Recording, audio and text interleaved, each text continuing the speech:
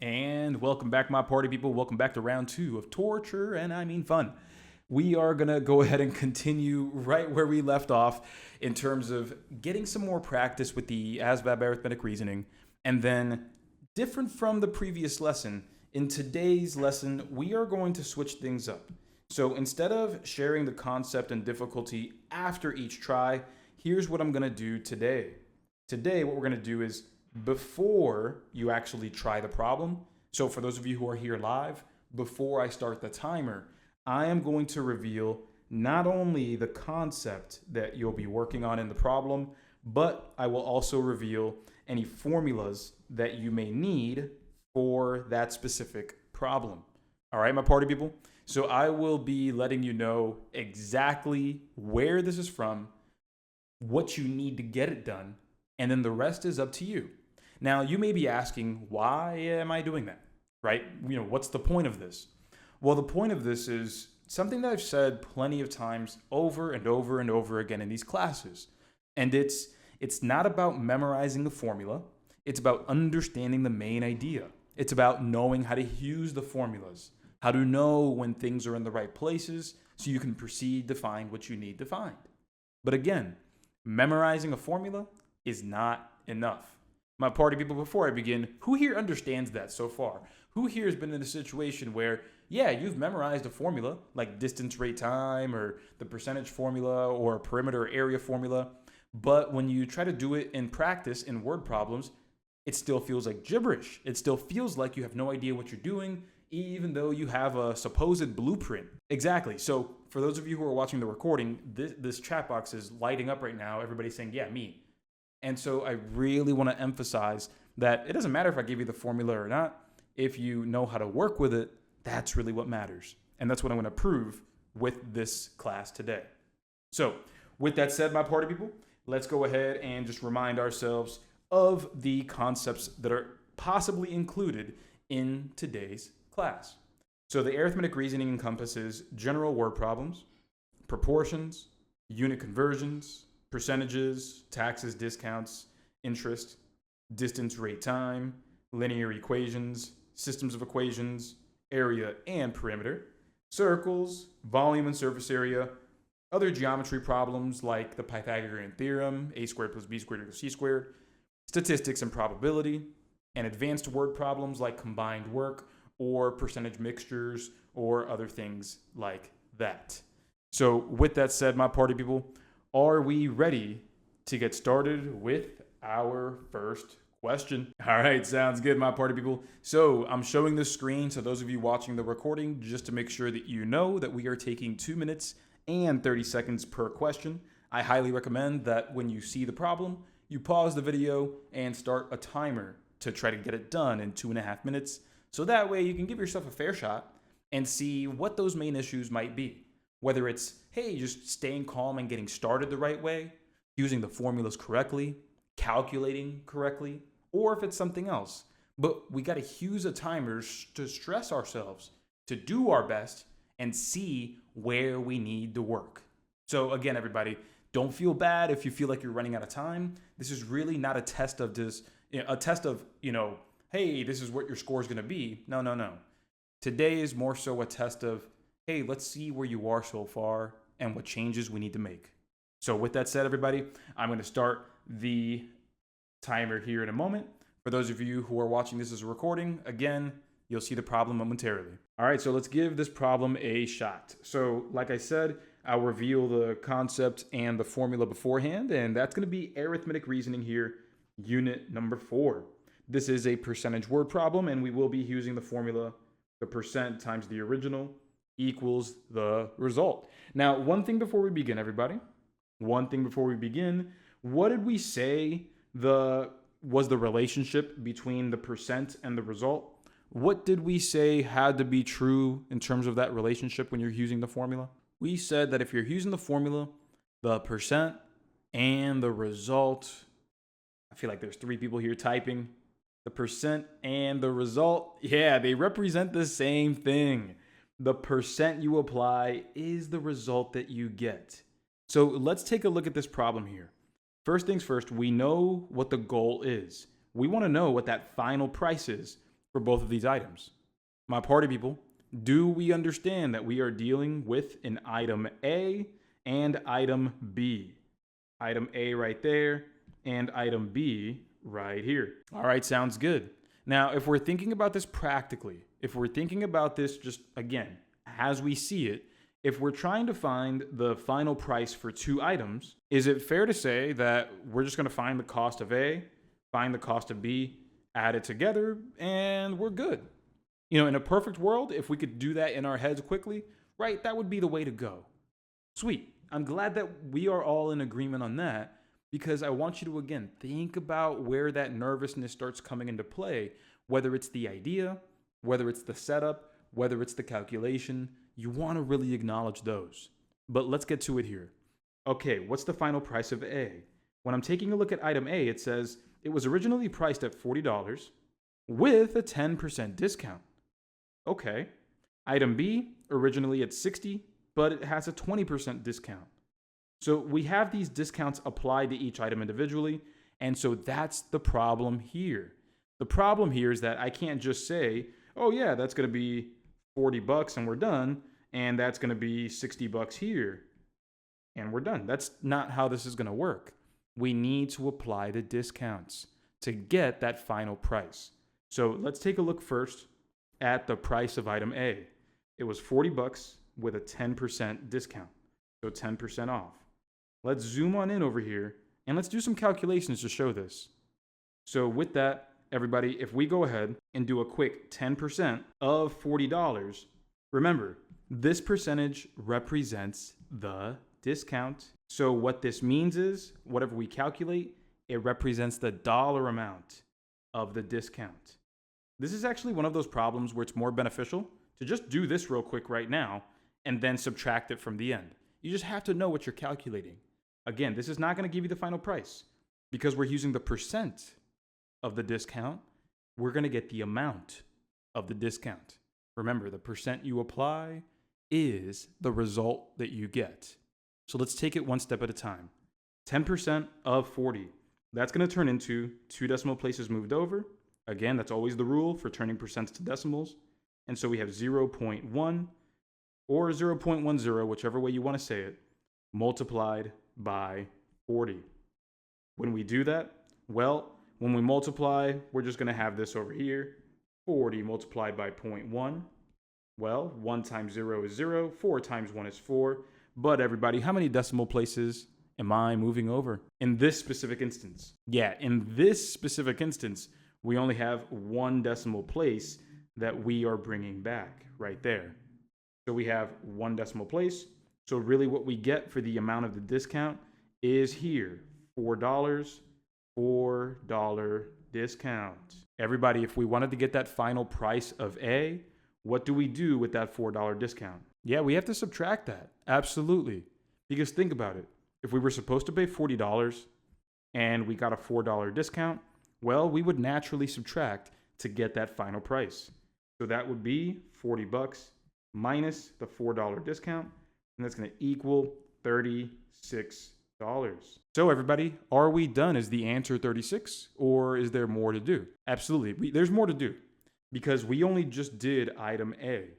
So notice how as soon as we know what we need to do, this is one of those questions where we have to get to work. There's not a lot of time to waste. So with that, we have item A's final price, but now we have to do the same for item B. Now I'm going to show you another way that we reviewed yesterday that you can use to get that final amount without having to subtract the discount at the end. What you can do is you can subtract the discount in the beginning. So let me just show you this alternative way here. So we have the $60 price tag and we have a 20% discount. Let me show you this quick little logic. My party people, as a reminder, what is that percentage that represents the entirety of anything? The whole thing, that's right, is represented by 100%. So let me show you over here for item B. We have 100%, that's the original. I'm just going to write OG. From there, we had the 20% discount, so I'll subtract that. So that's the discount. Everybody, if we subtract 20% from 100, We're left over, that's correct, with 80%. Now remember everybody, the percent that you apply is the result that you get. If we apply 20%, we'll get the amount of the discount. However, if we apply 80%, we get the final price. Because if you take the original, take away the discount, you're left with your final price.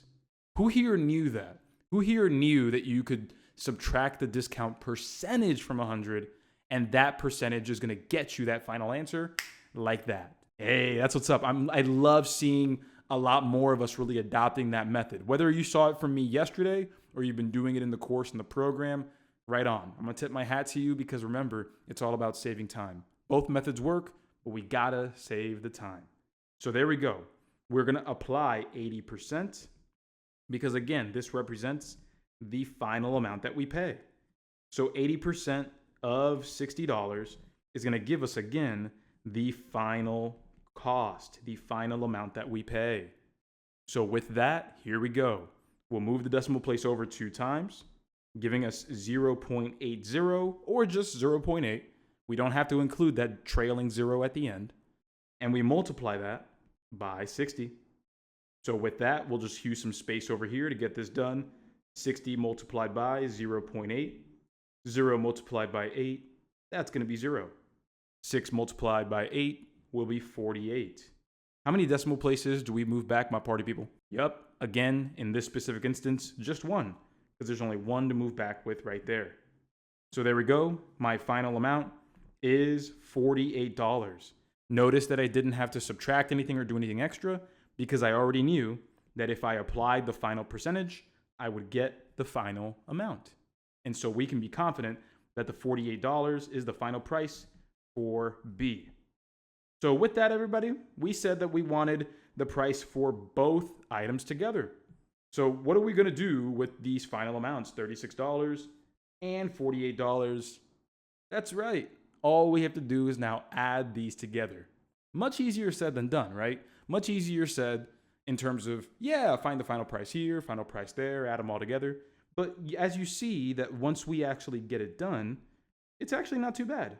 It's not too bad. It just takes a little bit of time. And we just need to be quick, confident, and patient, and we'll get it done. 8 plus 6 is 14, and then 4 plus 3 is 7. Carry the 1 is 8. The final cost of both of these items together is $84. And there we are, my party people. There we go. Who here is feeling like, hey, this is possible. I got this right. Or even if you got it wrong, how are we feeling there? Right on. I appreciate you. I know I added those even though I wrote multiplication. I appreciate y'all. Yeah, that was addition. Good. Again, remember everybody, even through the mistakes, we want to learn through them. Even through the mistakes, we want to learn through them. So if you feel like, hey, I was just a little slow on the calculating, we can work on that. If you didn't know how to work more quickly with these calculations with percentages or how to get discounts and final amounts, that's a conceptual issue. We're going to want to go into those lessons and recordings. So with that, there we go. Let me just highlight the correct answer here. A, $84. Are we ready for question number 2? Hey, right on. And let's give this question here a shot, my party people. Here we go. So the topic in discussion here is going to be arithmetic reasoning unit number 8. Again, everybody here's in the program. So in your program progress dashboard for arithmetic reasoning, scrolling down to area and perimeter, unit number 8, you'll find plenty of materials to help you here. And on top of that in the game, again, you can isolate area and perimeter as well. The formula that you'll need for this question is going to be area equals side times side. And that's specific for a square. So with that, let's go ahead and get to our problem solving process.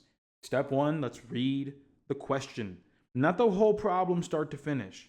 Again, the question sentence. So what are they telling us here? Anything after the word if is going to be conditional information. So the side of a new square is double of that original. Okay. Well, what's really the question though? That's just, again, conditional information. The side length of the new square is double of the original. The actual question is, what's the area of the new square? That's actually what we want. So let's write that down here. We want the area of the new square. And there we are. So regardless of this is, the old square, the new square, pocket square, I don't care. Everybody, is the formula to calculate the area of any square the same all across? That's a yes, that's correct. The formula to calculate the area of any square, again, is right here. Area equals side multiplied by side. So what I need, though, to get the area of the new square, I'm going to need the new side. And I'm going to multiply it by itself. The new side times the new side. Before I continue, does that make sense, everybody? Before I get started, what we need here is to find the length of the new side before we do anything else. Because once we plug it into the formula, we're good, we're done. But the problem is, everybody, does the problem actually give you explicitly the new side? Do they say, hey, here's the old side, here's the new side? No, they don't do that. They don't do that at all.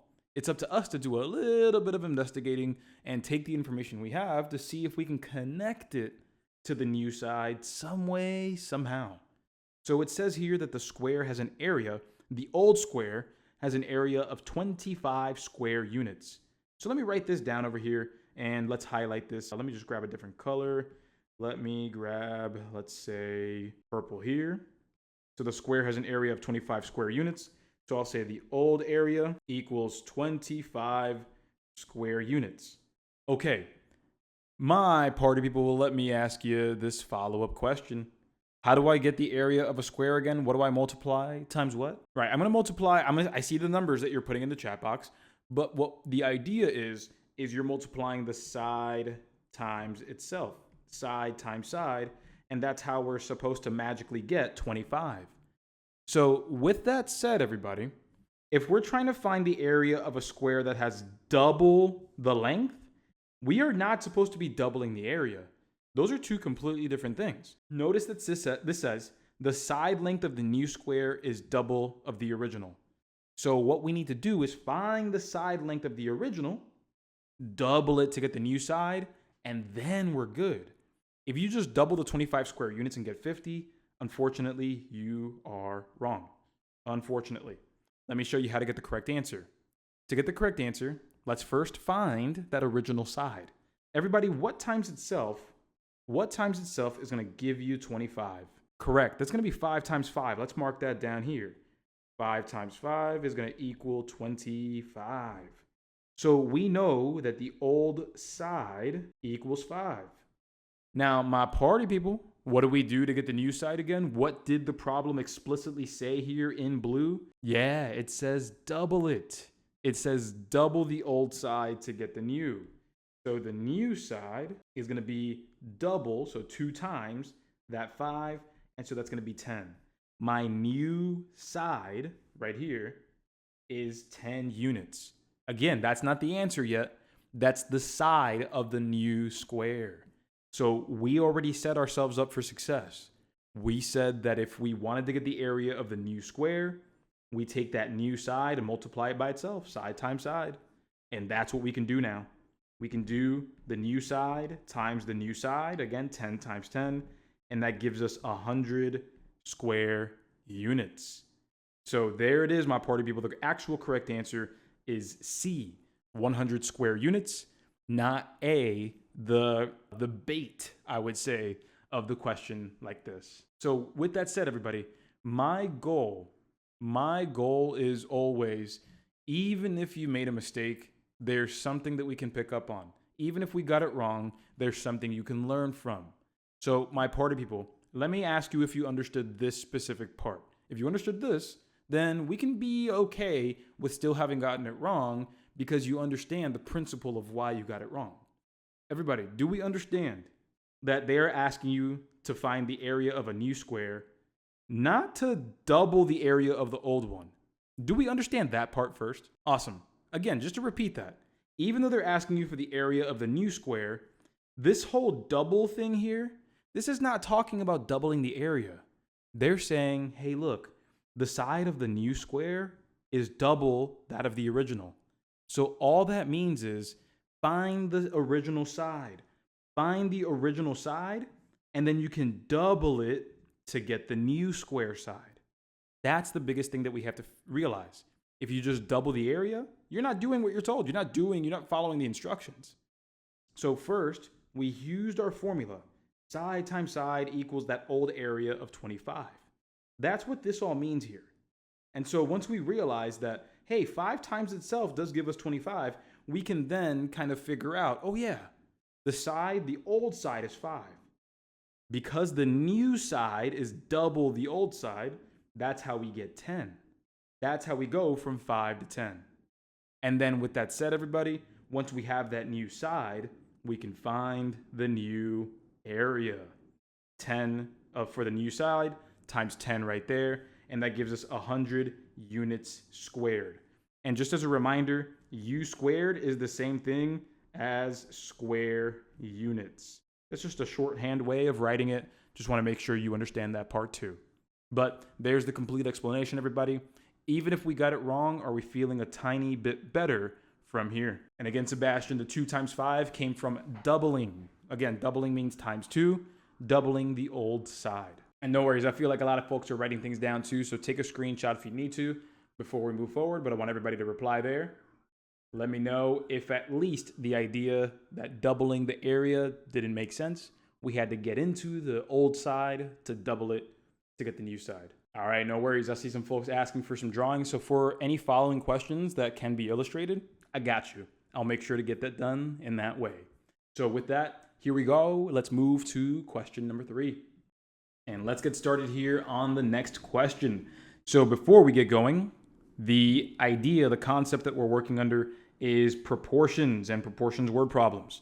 So the main idea behind proportions, if you haven't heard me say this a million times already, is, hey, compare the same things in the same way. So if we're saying, hey, the ratio of apples to bananas is 2 to 3 or whatever, well then if we're going to compare apples and bananas on the right side, it has to be in the same order.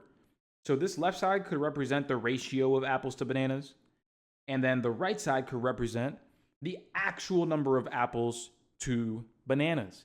So even if we don't have as much experience as we would want to yet with proportions, does that general idea make sense? Before I get started with all the jargon here, again, if the ratio of apples to bananas is A to B, then the actual number of bananas would be A to B. Just, again, capital on the right side. Now, I got you if you're not used to looking at variables and making sense out of them. That's what these practice problems are all for. So I got you. Let's go ahead and zoom on out, and let's understand the task at hand. So here's how most people would start this problem, and I'm going to point something out about halfway through. So the question reads, how many baked goods did they produce? So I'll go ahead and highlight that. Now, let's go ahead and go straight to the information, because this is a mistake that most people are going to make this mistake. Most people are going to go, okay, how many baked goods? Now move in straight to the information and just start writing things down. Watch how that's going to be a mistake. At a local bakery, muffins and cupcakes are made in a fixed ratio of 3 to 2. So what does that mean? Here's what this means. Let me highlight this. Muffins and cupcakes, 3 to 2. So what this means is that if we're comparing muffins to cupcakes, right over here, the cupcakes, the ratio is going to be, again, 3 to 2. The order matters. We said muffins first, cupcakes second. Muffins first, cupcakes second. Okay, cool. So now that we have that, our job here is saying, hey, if the bakery produced 60 muffins today, let's go ahead and write that out. Let me use blue here. So let me use blue right there. So bakery produced 60 muffins today. Okay, I'm going to put 60 over here. And they're saying, how many baked goods did they produce? Here's the problem. Most people will go ahead and say, oh, okay, we're trying to find this. That's what we're trying to find. And a lot of folks will try to set it up in that way. 3 over 2 equals 60 over X. Who here, before I continue, and please be honest, even though I already said this is incorrect, please be honest, who here set it up like that? Okay, no worries. I appreciate y'all being honest. I absolutely appreciate you. Again, it's all about learning. So let me explain why this is incorrect. And it's going to be through the main idea here. Compare the same things in the same way. Everybody help me out. This 3 right here represents what? This 3 there represents what? Correct, it represents muffins. So I'll write that M right there. Okay, and the 2 right here, what does that represent? That represents cupcakes. Sounds good. Now let's go to the right side. So we're comparing muffins to cupcakes. So what is this going to compare? Well, we have to have the same comparisons. 60 is going to represent the number of muffins right here. Bakery produced 60 muffins, and it's on top. It's on line with muffins. So if we're comparing muffins to cupcakes on the left side, we have to compare muffins to cupcakes on the right side. So what this means, everybody, is if you calculate here, what you're actually going to be getting is the number of cupcakes because of the way that the comparison is set up. Again, on the left side, 3/2, that's muffins to cupcakes. The right side, comparing the same things in the same way, we are forcing the comparison to be muffins to cupcakes. Before I continue, do we see that part so far? Comparing the same things in the same way. Sweet. Now, here's where I can reveal why this is wrong. Everybody, are we looking for the number of cupcakes that this bakery produced? Are we looking for the number of cupcakes? No, we're not. What are we looking for? We're looking for the total. Yeah, we're looking for the total. It says, how many baked goods did they produce? Not how many cupcakes, not how many muffins, how many baked goods. Muffins and cupcakes are both baked goods. So we need to find the total. So do we see, if we made a mistake and we got 40 and we're wondering, why isn't 40 one of the answer choices? Do we see why that is now? Even if we cross multiplied and divided correctly? And there you go. So this is what I'm saying. Yeah, we can read fast sometimes. It can mess us up, but I'm glad we made the right decision if we saw the right way to do it. And even if you didn't, here we go. Here's what you can do. If you just cross multiply and divide like normal and pretend that, oh yeah, that's going to get me what I need. Okay, watch what happens. 3 times x is 3x. 2 times 60, that's 120. If we go ahead and divide both sides, we will divide both sides by 3 to get x by itself. So cancel that on the left side, giving me x equals 40. But again, my party people, we already knew from this example, from me working through it, that x is going to be the number of cupcakes. If we got the number of cupcakes here, everybody, what can we do to actually get the total that we were looking for? What can we do? Yeah, we want to add it with the 60 muffins that are already there. Exactly. So if we realized that in the setup, oh, we're actually calculating cupcakes, not total, that's fine, because I can just go ahead and add it with the 60 muffins, and that's going to equal a total of 100. 100 baked goods. So does that make sense in terms of what you can do if you realize that, oh, oops, I calculated the wrong thing? You can still kind of salvage this and bring it together, because again, the reason I'm adding is it says how many baked goods did they produce. We have 40 cupcakes and 60 muffins. Both of them are baked goods. So we added them together to get that total. That's what we needed to do here. Perfect. There is another way to do it, but I don't want to waste too much time here. The other way was going to be to, again, just compare the same things in the same way.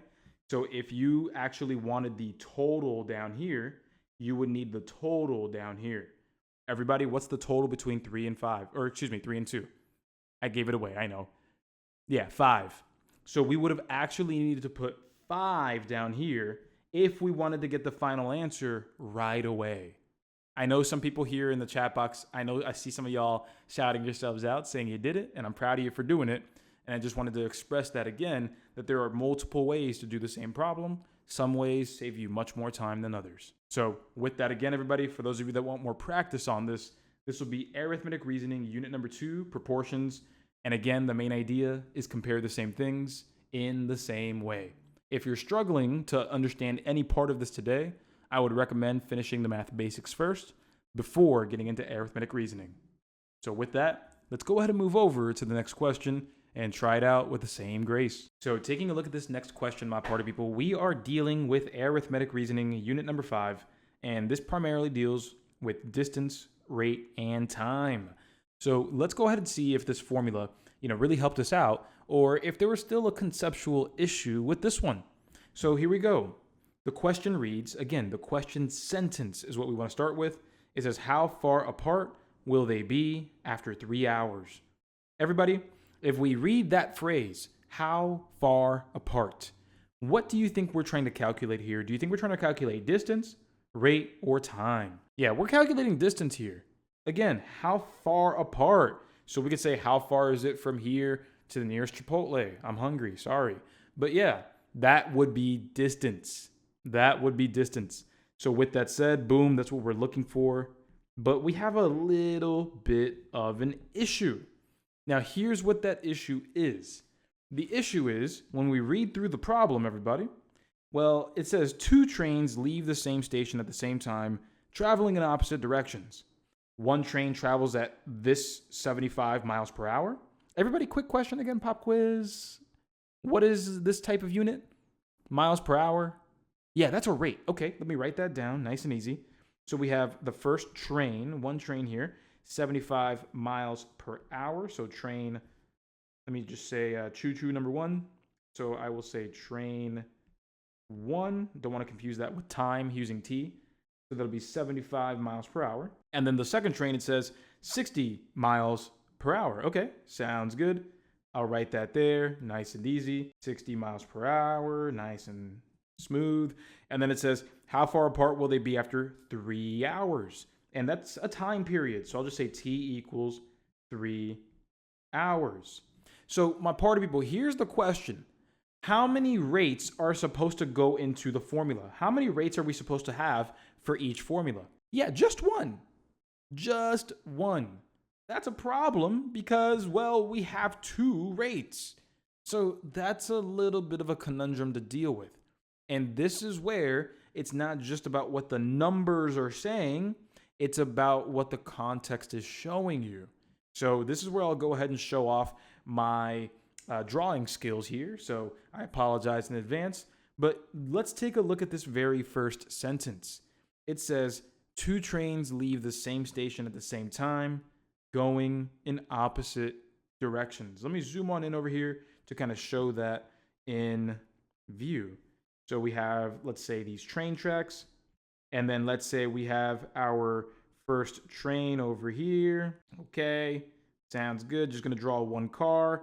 Cool. So let's say we have train A going in this direction to the right, and then let's say we have train B, again, on the same track, just going in opposite directions. Okay, going to the left. Everybody, let's, just humor me for a second with this. So let's go ahead and say that the first train up here goes, let's say something easy. Let's say it goes 2 miles to the right, and the train on the bottom, train B, goes 3 miles to the left. Everybody, my question is this. What's the distance from here to here? What's the distance from the end of the first train and the end of the second train?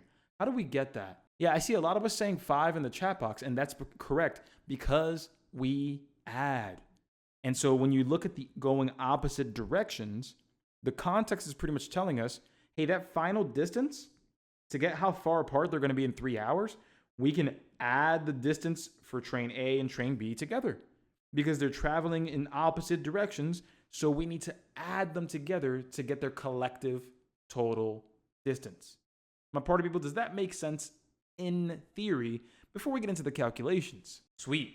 So there are 2 ways to get this done, everybody. I'm going to show you the easy but longer way, and then I'll show you, if you understand what you're looking at, how you can save time on a problem like this. So here is the raw method that is going to take a little more time, but if you like things making sense before you try to get faster, then this is going to be a good one. Let me see why this is not complying. There we go, perfect. Now let me do it this way first. I'm going to find the first distance for train 1, and I'll find the distance for train 2. Train 1 was operating at 75 miles per hour. And so I'll bring that over here. The rate multiplied by the time is 3 hours right there. So 75 times 3. And then the distance for train 2, well, that's going to be the rate multiplied by the time.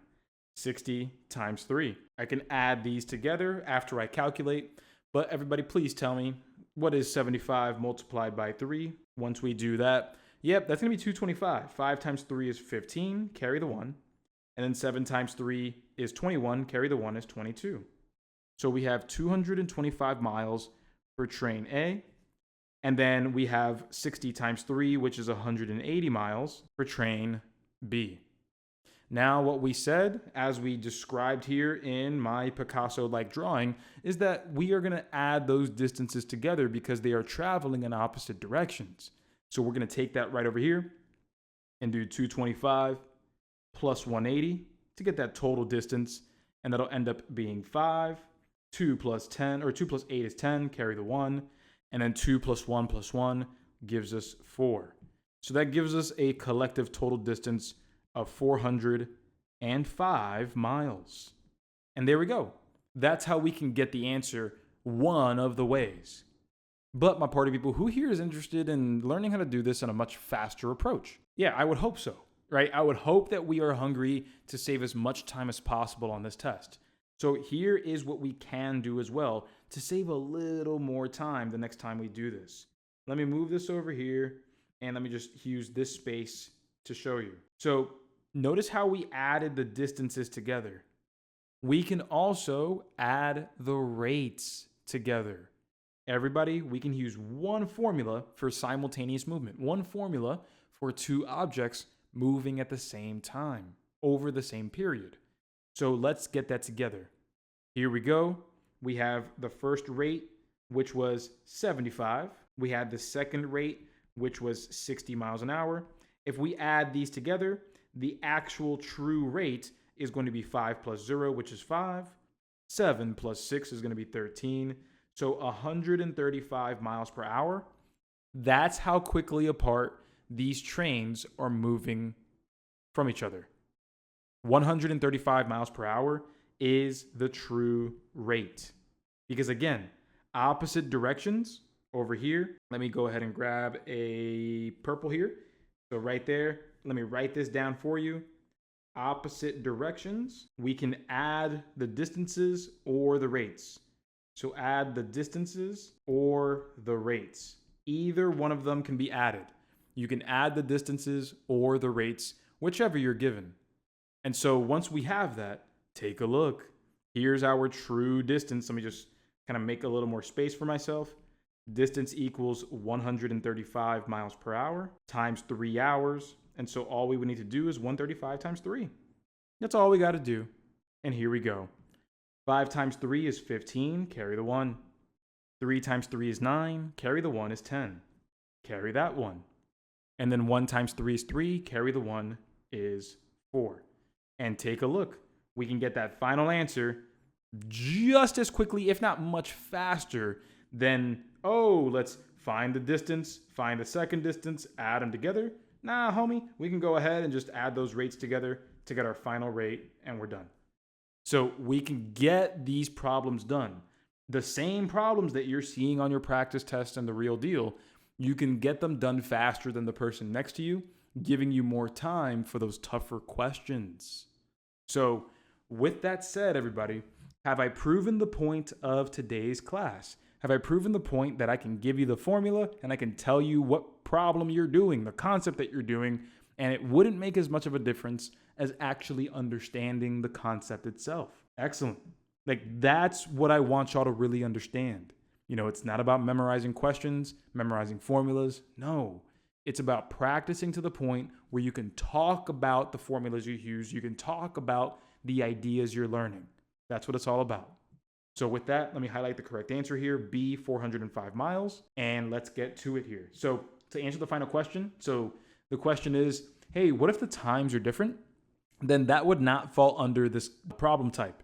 Because if the train A is moving for 3 hours and train B moves for 7 hours, they're not moving together at the same time, And so there would be a different approach that you would have to take.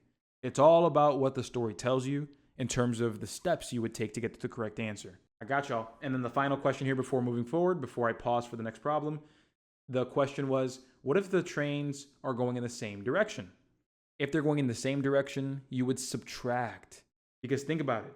If I start right here and I take 3 steps, and then from over here I take 5 steps, well, if I went 3 steps and then 5 steps, I cancel the first 3 steps. I subtract the 3 to get the gap of 2. So just to draw that, if I go 1, 2, 3 versus 1, 2, 3, 4, 5, I would cancel out what we both covered and we would get the difference of 2. So hopefully that makes sense in a very short, janky way. But we need to move forward here to the next one. Again, this is Arithmetic Reasoning, unit number 5, distance, rate, and time. Let's move it over here to the next question. All right, now let's take a look at this next problem here. So this problem is going to fall under Arithmetic Reasoning, unit number 6. And this is going to be linear equations word problems. So problems that can typically, and I'm going to say typically, be solved with y equals mx plus b. Now, what I'm going to do is I'm going to take that formula, bring it front and center, and I'm going to just explain what each of these pieces means. That way you understand how we're setting things up. So, everybody, you know you're dealing with a y equals mx plus b problem when you have 3 of these 4 elements. B is your beginning or initial amount. That's what B is. That's a beginning or some initial amount. The y is the ending amount. So let me just review that one more time before we continue. So here, B is the beginning amount. We add to it mx. So whatever this is, I'm going to talk about it in a moment. Whatever mx is, we notice that we have some beginning amount. We add what happens, and we get the ending amount or the result. So even before we get into actually using the formula, does the general principle again make sense? You got some beginning amount, you do something to it, and you get an ending amount. Cool. Don't want to overcomplicate things because we really don't need to here. No need to overcomplicate this one because the next part here, m and x, m represents a slope, which in word problems, we're actually going to call that a rate. And we'll talk more about that once we see it. And then x typically is going to be time, but in math and pure math talk, we call this the independent variable. That's typically what we call it. But for word problem purposes, typically it's going to be time or whatever is after the word per. Typically, whatever's after the word per is your x unit. So if they say 25 pages per hour, then x is hours. If they say, 25 planes per factory, well, factories is x. So again, whatever happens after the word per is the x unit. So let me go ahead and zoom on out here so we can kind of break down what we see in the problem and what we need. Everybody, if the question asks us, hey, how many hours will it take to reach page 200? What are we looking for here? Are we looking for the beginning amount? Are we looking for the time? Are we looking for the slope or the rate? Are we looking for the end amount? What does it mean to ask to look for how many hours? Yeah, that's time all day, for sure. That is time all day. How many hours? That tells me that what I'm looking for here, I'm looking for X. This is what I want in this problem. Do y'all agree? Again, how many hours translates to time. And so what we're looking for is time. And I know a couple of us are rushing to write everything down. Don't worry, at the end, I'll give you all a moment to take a final screenshot. And again, this class is being recorded, so you will have access to this. Now, let's talk about the same sentence here. So it also says, again, how many hours will it take to reach page 200? Everybody, what is page 200? Is that the speed that we're reading at? Is that the beginning amount? Or is that the end amount that we're trying to achieve? Yeah, that's the end amount. That is the end amount. So we want to reach page 200. That's the ending amount right here. We want to reach page 200. And then when we keep looking here, it says, hey, the student reads at a constant pace. Another word for pace is rate. 25 pages per hour.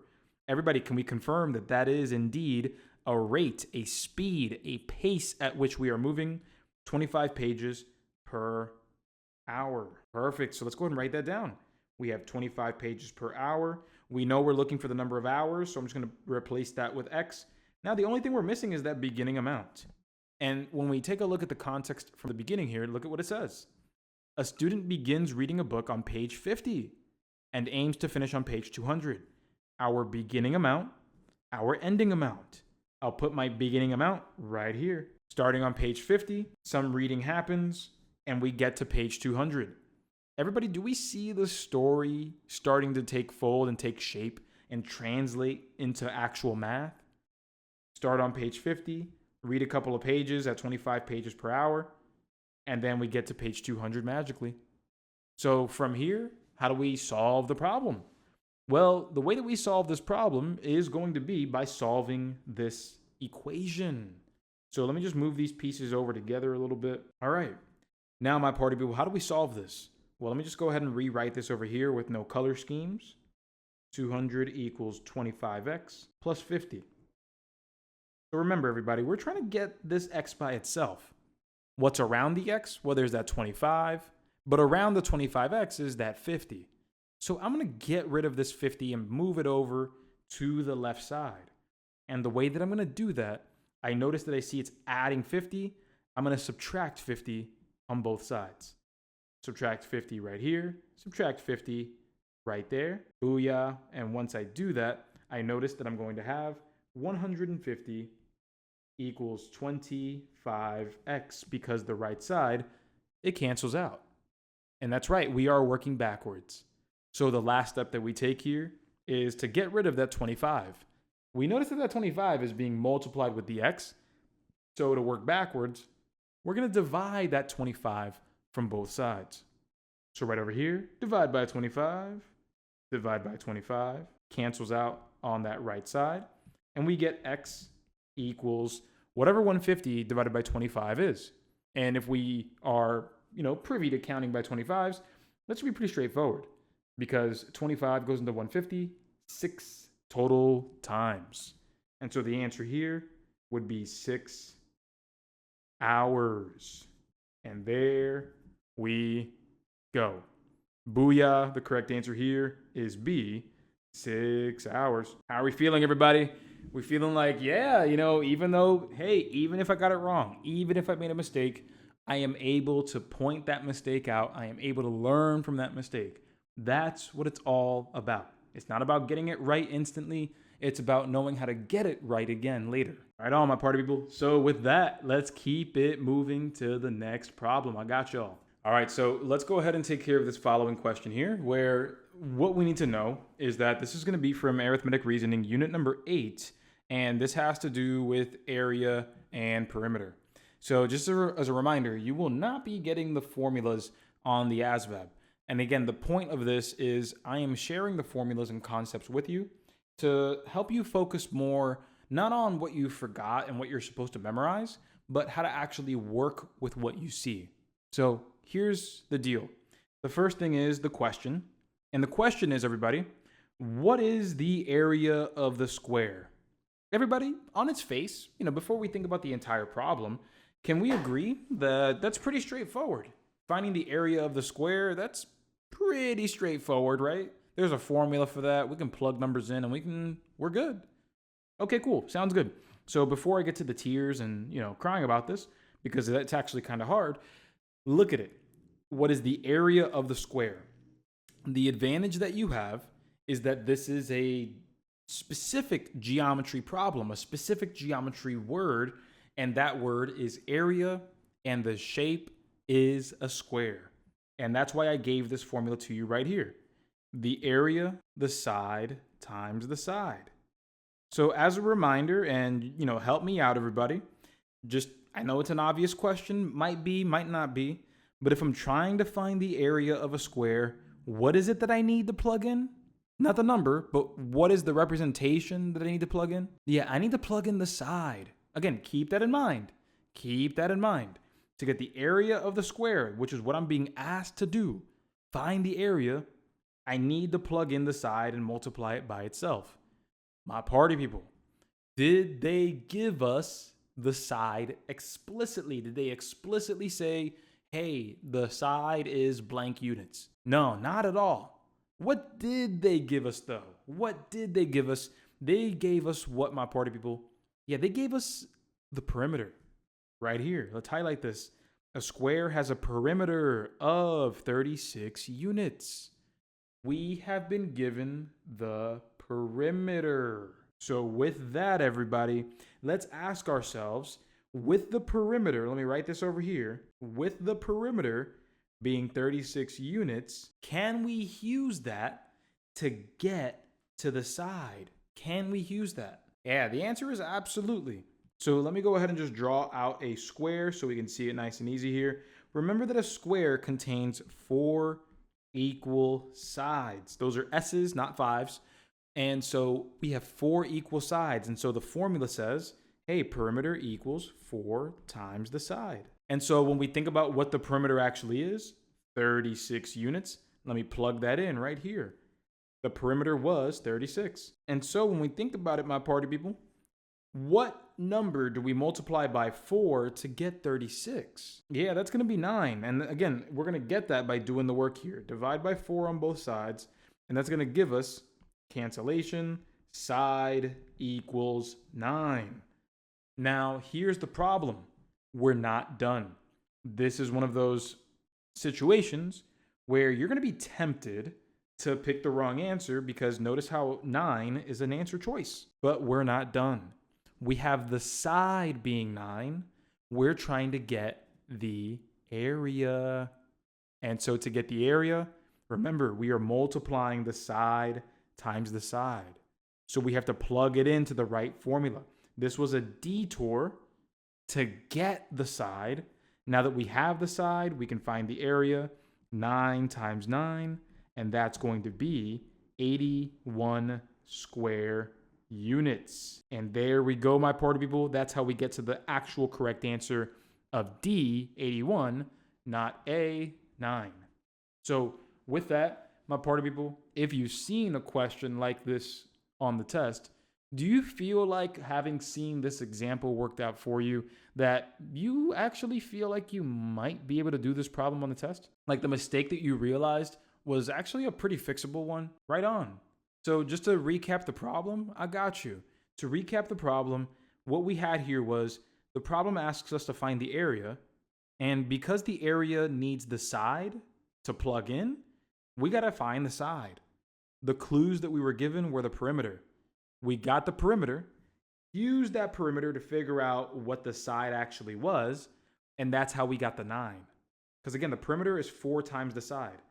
4 sides together makes a perimeter of 36. If you divide by the 4, you get 9. So we got that side, plugged it back in because the side times the side is what gives us the area. 9 times 9, 81, and we're all good. So with that said, everybody, again, arithmetic reasoning unit number 8, area and perimeter word problems is where this is from. Now, we still have time for a couple more questions here, so let's keep moving forward and again, handle these questions with that same level of grace. We got this. All right, so here's the next question, everybody. In this question, we are exploring more of what we've done before with arithmetic reasoning unit number 6, linear equation word problems, otherwise known as y equals mx plus b word problems. So there's another thing that we're going to have to do with this problem here. The other thing that we want to do is we want to brace ourselves to convert units between hours and minutes. And just as a reminder, 1 hour equals 60 minutes. So what I'm going to have to do in this problem, given that I only have so much space to work with, I'm going to be moving over to this blank screen here to do some of the work as I go along. So here we go, my party people. What we have going on first is, well, what's the question? What are we trying to figure out? And so when we read the question sentence, it's revealed that we're looking for how long it'll take to completely fill the pool. Everybody, what is that we're looking for? As we talked about it before, is that a beginning amount? Is that an ending amount? Is that an independent variable like time?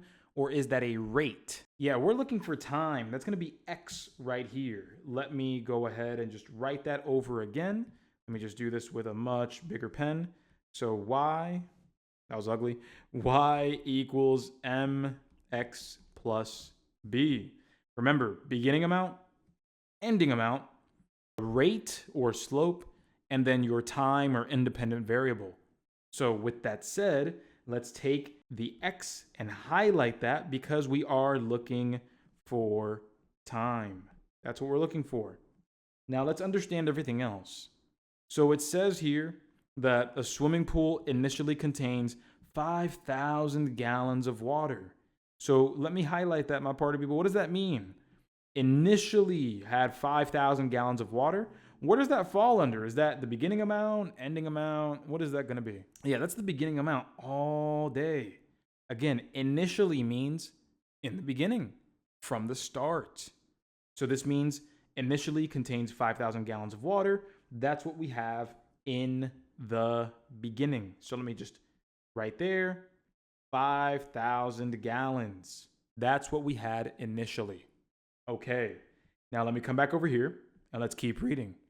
It says that it's being filled at a rate of 75 gallons per minute. Everybody, the obvious keyword, hopefully we didn't miss it, is the word rate.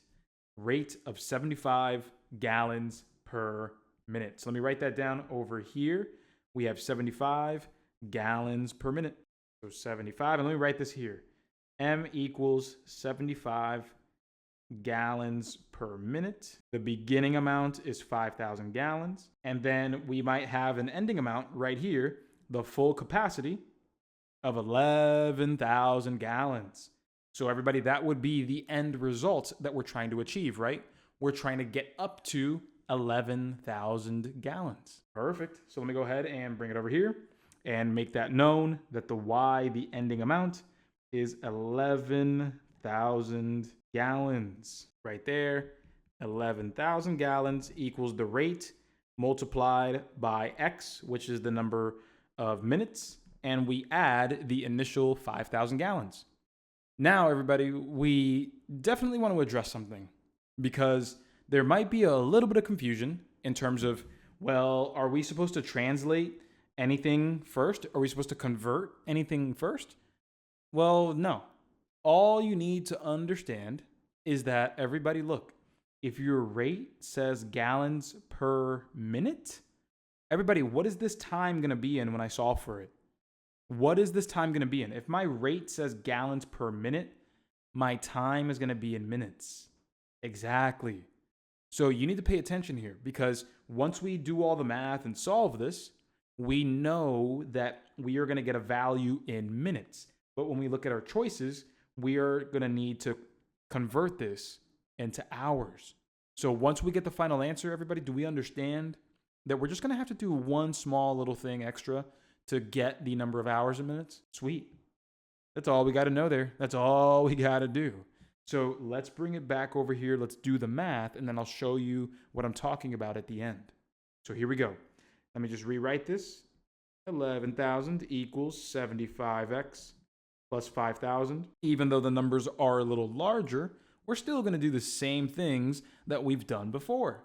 And that is subtract that beginning amount from both sides. 5,000 minus 5,000 there. And that's going to cancel out on the right side, leaving us with 6,000 on the left side equals 75x. Now, with that said, everybody, the last step we take is what? The last step we're going to take here is going to be division. We want to get rid of that multiplication of 75. To get rid of the multiplication of 75, we have to do the opposite operation, which is divide. So we divide both sides by 75, left and right. It's nice and easy. Cancels out on that right side. And now we're looking at this saying, oh, Christ, why do we have to divide such a large number by 75, right? So here are the options that we have available to us. We can simplify. Exactly. We can absolutely simplify. So let me take the 6,000 over 75 over here, because if you try to do long division, that's going to be too much. You're going to be guessing and checking anyway. So we might as well learn how to use our simplification techniques. Everybody, what's a generally small number that we know can divide into 75 and 6,000? Yeah, 5 works. Absolutely. 5 absolutely works. Let's go ahead and do that. Let me divide the numerator and denominator. Let's do that by 5. So let's do the 6,000 first, everybody. What's 6,000 divided by 5? And if you don't know what that is, don't worry, because you can ask yourself, what's 60 divided by 5? What's 60 divided by 5? And then just bring these extra 2 zeros at the end. Yeah, 60 divided by 5, that's 12. And then you bring those other 2 zeros, and that's 1,200. Nice little technique there in simplification. But even if you're not quite sure, I got you. Let me just divide by the 5 into the 6,000 right over here. This is called simplification, just making sure you all know. 5 goes into 6 one time. So we'll subtract that 5 to get 1. Drop the 0. 5 goes into 10 2 times. So 2 times 5, that is 10. No remainder. No remainder there. No remainder there. And that's how we get 1,200. Again, that's one of the 2 ways to do it. One is with mental math, and the other you can just long divide if you want to. No problem. And then with 75 divided by 5, everybody, how many times does 5 go into 75? 15, that is correct. And again, even if that wasn't obvious, you can still do a little bit of long division. 5 going to 75. 5 goes into 7 once. Take away that 5 to get 2. Drop the 5, and 5 goes into 25 5 times. So what we really have 6,000 divided by 75 being is 1,200 divided by 15. Again, you can make the problem easier for yourself instead of using these massive numbers. Now, with that, we can simplify even more. Everybody, what's a number that goes into 12 and 15? What's a number that we know goes into 12 and 15? Yep, that's going to be 3. Let me copy this over down here. I'm going to divide the numerator and denominator here by 3. Let me just see what happens there. If I divide them each by 3, 1,200 divided by 3 is 400, and then 15 divided by 3 is 5. Oh, look at that, everybody. Look at that. Is 400 divided by 5 way more doable than 6,000 divided by 75? Oh yeah, absolutely. I'll take 400 divided by 5 any day of the week, including the ones that don't exist yet, because who in their right mind wants to divide a 4-digit number by a 2-digit number? Like, it's not always the fastest way. So that's why simplification gives you a much better advantage, because you take one step to make the problem, the numbers, more doable. So lastly, 400 divided by 5, that's going to give us 80. And remember, everybody, what did we say? The number that we got for X, because the rate was listed as gallons per minute, the answer is going to be in minutes. Exactly. And so if we want to turn this into hours and minutes, like we know we need to do right over here, hours and minutes, what we are going to do here at the end is take 80 minutes, see how many times we can throw 60 minutes together in there, and that's just going to be once. Remember, everybody, 1 hour equals 60 minutes. And then we have the extra 20 minutes to make 80. Let me just highlight that right here. 60 and 20, that's what makes 80. So what we technically have is 1 hour with an extra 20 minutes, and we can just say 1 hour, 20 minutes. Again, we get the 20 because we take away 1 full hour, which is 60, leaving us with 20 left. And there we go. I know it was a longer problem, but we still got it right. The answer here is A, 1 hour and 20 minutes. So there we go, my party people. How are we feeling about this one? You know, even though it was a little longer, the real question is, did you understand the process? And if you were to try a similar problem out yourself without a timer, do you feel like you could get it done? Do you feel like you could walk yourself through? And that's where the conversation continues on, hey, can we talk about what we're doing versus just memorizing what we see? So with that, let me go ahead and just lower that or just zoom out just a little bit so you see everything there. Feel free to take your screenshot if you'd like to. But this concludes our arithmetic reasoning mixed review. So In future classes, again, we do mixed reviews typically every other month because what we truly like to focus on is one topic at a time. So in the upcoming classes over the coming weeks, you can expect topics specific to proportions, unit conversions, percentages, y equals mx plus b. We can expect specific problems.